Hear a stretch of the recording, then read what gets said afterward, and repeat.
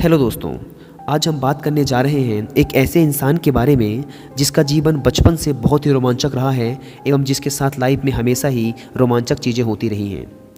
मैं पूरे यकीन के साथ कह सकता हूं कि यदि आप अंत तक इस वीडियो को देखते हैं तो आपको उनके लाइफ के बारे में जानकर मज़ा ही आ जाएगा।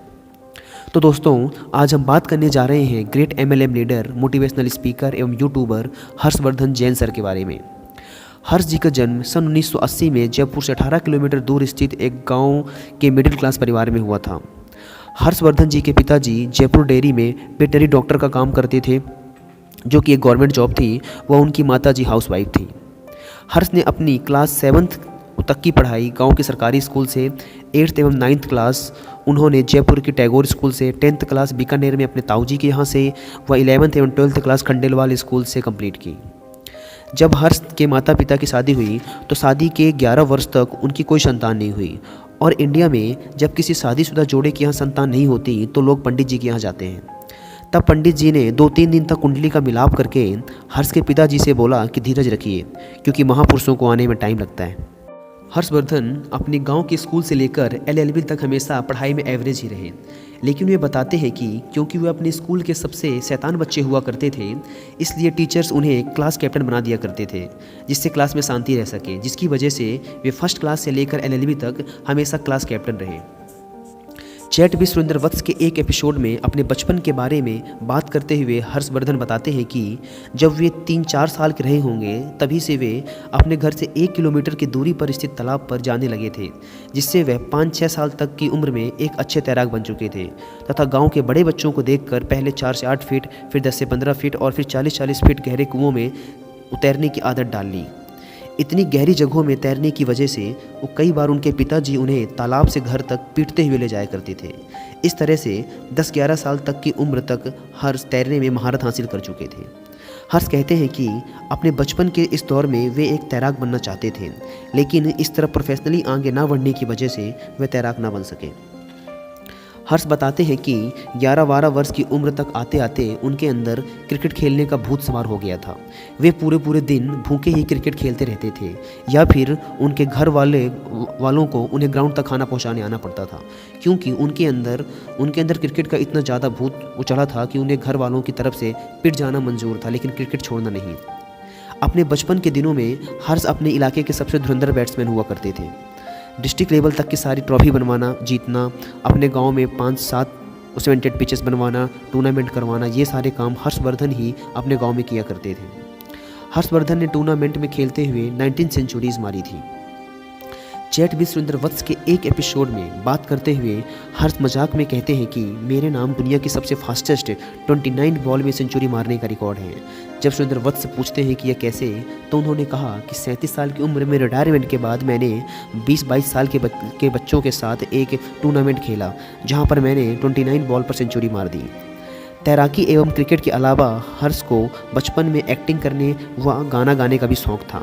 वे बताते हैं कि जब वे गांव के स्कूल में पढ़ा करते थे, गांव में होने वाले सांस्कृतिक कार्यक्रम में उन्हें महत्वपूर्ण कलाकार का रोल दिया जाता था।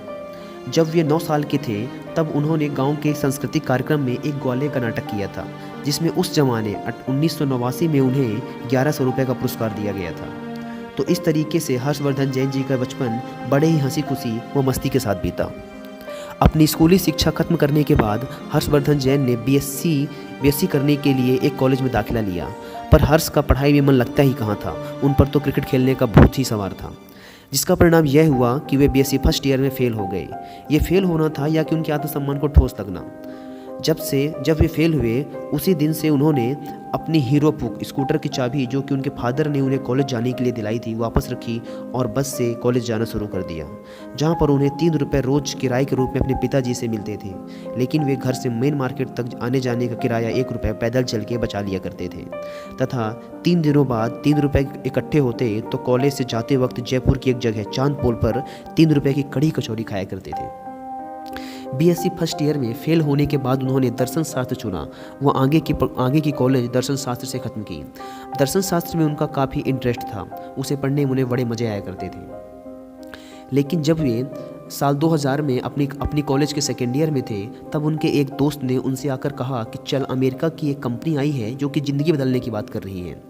जब वे वहाँ गए तो उन्होंने लोगों को स्टेज में नाचते गाते मस्ती करते हुए देखा, जो कि उनके स्वभाव से मैच कर गया और वो भी उन्हीं के साथ मस्त हो गए।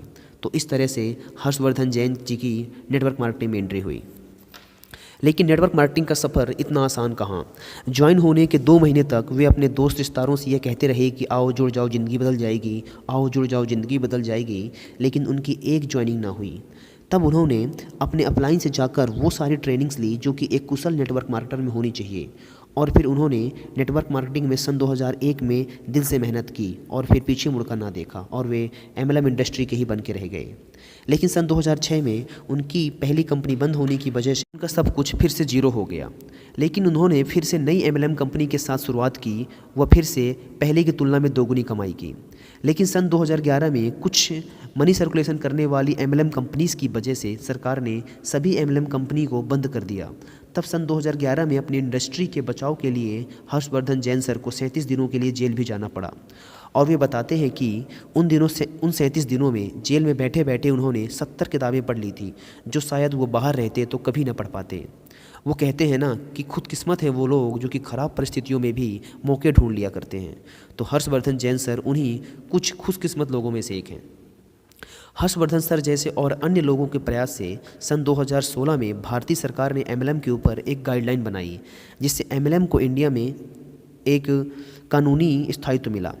आज Harshvardhan sir MLM lifestyle company के टॉप अर्नर एवं अचीवर हैं।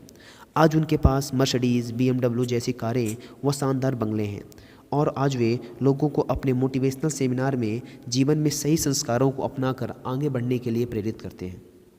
आज यूट्यूब पर भी हर्षवर्धन जैन सर की एक बहुत अच्छी फ़ैन फॉलोइंग्स है और उनके यूट्यूब चैनल पर लगभग 1 मिलियन से ज़्यादा सब्सक्राइबर्स हैं। मुझे आशा है कि हर्षवर्धन जी की इस बायोग्राफी से आपको काफ़ी मोटिवेशन मिला होगा। अगर ऐसी बात है तो वीडियो को लाइक करें, चैनल को सब्सक्राइब करें व बेल आइकॉन को प्रेस करें। धन्यवाद।